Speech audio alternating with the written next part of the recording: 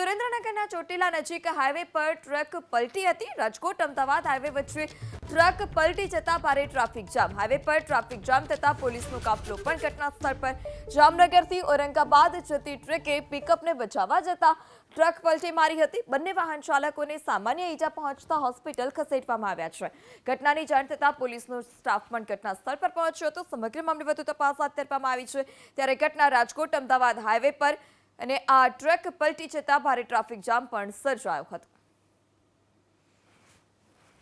Truck પલટી જતા ભારે ટ્રાફિક જામ। હાઈવે પર ટ્રાફિક જામ થતા પોલીસનો કાફલો પણ ઘટના સ્થળ પર। જામનગરથી ઔરંગાબાદ જતી ટ્રકે પિકઅપને બચાવવા જતા ટ્રક પલટી મારી હતી। બંને વાહન ચાલકોને સામાન્ય ઈજા પહોંચતા હોસ્પિટલ ખસેડવામાં આવ્યા છે।